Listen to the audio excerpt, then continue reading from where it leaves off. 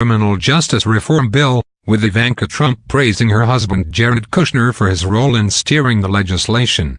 The Senate passed the bill by a vote of 8,712 on Tuesday night, in a bid to address concerns that the nation's war on drugs had led to the imprisonment of too many Americans for nonviolent crimes. The Senate passage gave Trump a signature policy victory, with the outcome hailed by scores of conservative and liberal advocacy groups.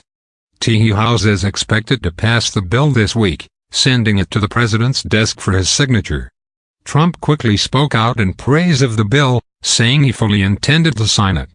"America is the greatest country in the world, and my job is to fight for all citizens, even those who have made mistakes."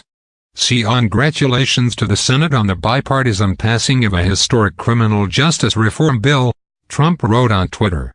"This will keep our communities safer, and provide hope and a second chance to those who earn it.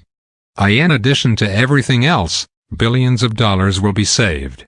I look forward to signing this into law." Trump's children didn't hold back their enthusiasm either. "Lots of vision, grit and elbow grease by many. So proud of my husband." To secure the votes being counted now, Ivanka Trump wrote on Instagram as the bill was on the verge of Senate passage. "It took a Republican House, Senate and White House to fix the problems created by the Bill Clinton 90s crime bill," Don Trump Jr. wrote on Twitter. The Senate did its sick job tonight in an incredibly bipartisan fashion by passing the First Step Act. And both sides work together in good faith with the White House. Lots can be accomplished for the benefit of America. A job well done to all. The bill gives judges more discretion when sentencing some drug offenders and boosts prisoner rehabilitation efforts. It also reduces the life sentence for some drug offenders with 3 convictions, or 3 strikes, to 25 years. Another provision would allow about 2,600 federal prisoners sentenced for crack cocaine offenses before August 2010 the opportunity to petition for a reduced penalty. The vote also thrilled Democrats. Sen. Cory Booker, DN.J. said the nation's prisons are full of Americans who are struggling with mental illness and addiction, and who are overwhelmingly poor. He said the nation's criminal justice system feeds on certain communities and not on others, and said the bill represents a step toward healing for those communities. "Let's make no mistake, this legislation, which is one small step, will affect thousands and thousands of lives," Booker said. When the bill appeared to have stalled in recent weeks, Senator Charles Grassley, the Republican chairman of the Senate Judiciary Committee, pleaded with Senate Majority Leader Mitch McConnell to bring it up for a vote. With Trump's urging, McConnell eventually agreed, and voted for the bill as well.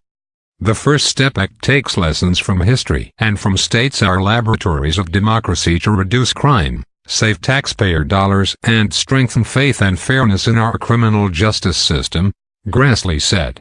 The Senate turned back 3 amendments Tuesday from Republican Senators Tom Cotton of Arkansas and John Kennedy of Louisiana, who said the bill endangered public safety. Supporters voiced concerns that passing any of the amendments would have sunk the bill. One amendment would have excluded more prisoners from participating in educational and training programs that allow them to earn credits. Those credits can then be used to gain an earlier release to a halfway house or home confinement to finish out their sentence. Another amendment would have required that victims be notified before a prisoner gets that earlier release. The third would have required the Federal Bureau of Prisons to track and report the rearrest rate for each prisoner who gets early release. While the bill has marginally improved from earlier versions, I'm disappointed my amendments to exclude child molesters from early release and to protect victims' rights were not adopted, Cotton said. I also remain concerned that reducing sentences for drug traffickers and violent felons is a threat to public safety. Senator Dick Durbin, Dill, said the bill already carves out some 60 different crimes that make prisoners ineligible for early release to a halfway house or home confinement. He said Cotton's amendment was too expansive and would prevent at least 30,000 prisoners from participation. Durbin said the Federal Bureau of Prisons also gives victims the opportunity to be notified upon a change in the prisoner's status, but it's a choice. He said about 10% of victims choose not to be notified because of the trauma involved in revisiting the crime. Meanwhile, the amendment from Cotton and Kennedy would make it a requirement. Supporting the Cotton Amendment is basically saying to these crime victims, "We're going to force this information on you whether it's in the best interest of your family, whether you want it or not," Durbin said. That is not respectful of crime victims. The bill would affect only federal prisoners, who make up less than 10% of the country's prison population.